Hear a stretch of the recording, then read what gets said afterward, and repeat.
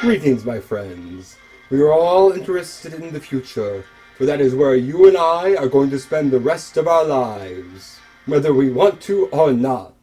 And remember, my friends, future events such as these will affect you in the future. Forever known as the host and narrator of Ed Wood's cult classic Plan 9 from Outer Space, the amazing Criswell had a newspaper column that was syndicated in over 300 newspapers. He had a local TV show in Los Angeles that aired 6 days a week, and his own radio show, and they were all called Criswell Predicts. Jerome Charles Criswell King was born in Princeton, Indiana. His father was a mortician, and as a boy he would frequently take naps inside the coffins. His first job was on his uncle's newspaper, where according to Criswell, he would write about what people in town were going to do. When Criswell moved to Los Angeles, he worked as a radio announcer and a news broadcaster, and would buy airtime on the local television station to promote Criswell Family Vitamins. But because there's only so many interesting things you could say about vitamins, he would also make predictions. And it caught on. Some people believed it, some people made fun of it, but everyone listened to Criswell. He wrote 3 books, sold records, would guest star on national television, and in his honor, Los Angeles even held a Criswell Day. Criswell claimed that 87% of his predictions came true. In reality, he was almost always wrong. But there was something in his persona and in his predictions that caught the public's imagination. Let's see if we can predict what it is by looking at Criswell's top 5 most inaccurate predictions. Criswell predicts many things in the future. Criswell predicts what the world's gonna do. Trips to the stars, vacations on Mars, snow in July, the strangest new car. And if Criswell predicts it, You can bet it comes true. I predict LSD, marijuana, and speed can change your sex. You will tell your Aunt Tilly that she really could be your Uncle Fred. Before 1952, most people didn't think it was possible to change your gender. But when Christine Jorgensen transitioned into a woman, it became world news. And according to Joanne Meyerowitz, the words sex change suddenly became a household name. Now, when something is new, people do tend to not understand it. And if you were part of the Los Angeles crowd, which did tend to be more open-minded, and you believed in Criswell, you might be thinking, wow, that sounds like an interesting future. It might make some people happier. And if you were part of the more conservative crowd of that era, who were already concerned that your kids were fooling around with drugs, you might be terrified. I wanted Junior to be a Boy Scout. And if you thought Criswell was full of beans, you'd be laughing at how ridiculous it sounded. Regardless, you'd be listening. So I listen every night. and it turned out he was right. Criswell had a unique and fabulous group of friends. There was the low-budget filmmaker Ed Wood, TV horror hostess Vampira, the flamboyant and popular pianist Liberace and Corla Pandant, and of course, the former Hollywood bombshell, Mae West. You have a wonderful future. I see a man in your life. What, only one? Mae West considered Criswell her personal psychic. She released a song about him, she sold him her Cadillac limousine for $1, and would even cook him Swedish meatballs. So it's not surprising that he made this prediction. I predict Mae West will be elected President of the United States, whereupon Miss West, George Liberace, and myself will take a rocket to the moon. Mae West used to say, "It's a man's world. I happen to know how to play their game." On screen and off, she was an empowered woman who was ahead of her time, so she would have found this fitting as well as flattering, and even had these posters made up for a nightclub act. However, if you've ever seen her movies, you know how funny it is, because you can just picture it. Hello, Soviet Union, come up and see me sometime.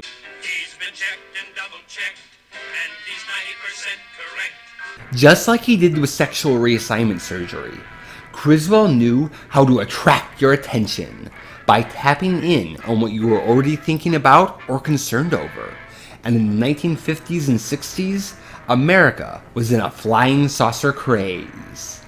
It started in 1947, when the pilot Kenneth Arnold claimed to have seen 9 blue glowing objects flying, and described their motion as being like a saucer when you skip it across water. Between then and 1969, there were 12,617 reported UFO sightings. Many of these took place in Colorado, which is still known for its high UFO activity, thus giving our number 2 prediction a logical and exciting foundation to pull you in and make you believe. I predict a large city in Colorado will fall victim to a strange and terrible pressure from outer space, which will cause all solids to turn into a jelly-like mass. Buildings will collapse to the ground and will look like masses of oddly formed rubber. I predict doctors in the midst of operating will find their surgical instruments useless, for they will bend and curl. I predict this will take place during tourist season, and fun-loving people in the amusement park zone will find their day of pleasure has turned into one of horror. A roller coaster will rise and sway, throwing its cars and occupants to the ground below. A penny arcade will become a dungeon of doom, and the canopy of a merry-go-round will plunge down upon its most innocent riders. The unfortunate victims will be crushed and smothered in this jelly-like substance. I predict the name of this city to be Denver, Colorado. The date, June 9th, 1989. Once Criswell starts rolling with this jelly-like substance, it transitions from being mildly believable to totally ridiculous. But the way he describes everything in this almost poetic detail, with this profound and intense sense of seriousness and dread, it reminds me of his narration in Plan 9 from Outer Space. And because that's how most of us came to know and love the amazing Criswell, it makes it a really satisfying prediction. He outpredicts Pearson. I'm Nostradamus too.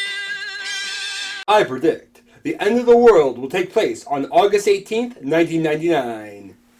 Be there. Remember this prediction. Over the centuries, there have been countless predictions about the end of the world. It's really easy to prove wrong. Still here. But I love Criswell's confidence in it. With his deep voice, intelligent vocabulary, and charisma, Criswell always sounds so self-assured, as if he's stating a fact and not just a prediction. Now, he would add things to it to keep it fresh, but over the course of 2 decades, he would repeatedly predict that this date was going to be the end of the world, and wrote about it extensively in all 3 of his books. The Earth will be bombarded by exploding planets. People will be tossed around like popping corn, and the Earth will corrode like a rotten apple. From the center, it will bubble, break, and lie helplessly open to the elements. Originally, he claimed that he based this prediction on the careful study of all the prophets of the world, including Nostradamus, Mother Shipton, and Saint Odell. But later on he said that he received this message directly when the ghost of Nostradamus visited his dressing room. People from future generations on other planets will wonder what on earth was meant by the words Henry Ford or Hollywood, and what in heaven's name was a Criswell. He built this up into an almost legendary prediction, and of course was wrong again. Criswell died in 1982 and didn't get to see it, but I feel like if he had, he would have been totally unfazed. Like, I predict we are now in a parallel universe. Criswell predicts it. Then it's gonna come true. According to the prefaces in his books, Criswell started making predictions when he was a little boy. It was his way of being creative and getting some attention. And like actors and writers, he would often draw upon his own life for inspiration. For example, he made a lot of predictions about vitamins. And from boyhood to adulthood, funerals and death were a major part of him. When Vampira's mother died, Criswell told her, "I come from an undertaking family," and took care of all the funeral arrangements and even did the eulogy. He kept a coffin in his house, would pop out of it to make his predictions, and would even tell people that he received his visions of the future while sleeping in it. His wife believed her pet poodle Buttercup was the reincarnation of her cousin Thomas, and Criswell himself claimed to have contacted the spirit of Bela Lugosi. Death was part of his ambiance, and a major recurring theme in his predictions. I predict there will be nudist funeral processions. Now that was just an honorable mention. The grand finale is on its way. Now in 1963, a community college professor named Robert Ettinger proposed the idea of psionics, where after someone dies, their body is frozen, in the hopes that one day there'll be a cure for whatever disease they have. According to Life magazine, this struck the public nerve. And being what Criswell was passionate about anyway, he jumped on it and made his most creative, most ghoulish, and most inaccurate prediction. I predict in 1975 and 1976, burial practices will take a strange turn, that of freezing the bodies for later revival. This will never be a complete success. A strange and loathsome cult will come out of Pacoda, Indiana. Men and women and some children will raid these morgues where the bodies are kept at frigid temperatures. They will steal the bodies and they will devour them. They are brittle and can be eaten like crisp ice cream cakes. Delightful, delicious human flesh. This cult will spread from coast to coast, with thousands upon thousands of frozen bodies being eaten with relish. Lungs, livers, and genitals will be particular favorites. It will not be uncommon to walk down the street and see someone daintily crunching on a mouthful of frozen person. The Supreme Court will hand down a decision that no harm can come from eating the dead frozen flesh of a human. This fad of human flesh eating will continue until August 18, 1999. Taking this seriously, I think living in a world where I most likely will be eaten would be more horrifying than the world just ending. So if you believed in Criswell, you would be on the edge of your seat listening to this. And if you didn't believe in Criswell, you'd be just as engrossed because it's a great spooky story. And you could tell by his choice of words and his sense of humor that he's having fun telling it. I predict that it didn't come true, but I also predict that no one would have changed the channel. Criswell was a psychic who was almost always wrong, but Criswell Predicts wasn't about watching him be right. It was about the fun of watching him, and he knew how to put on a great show.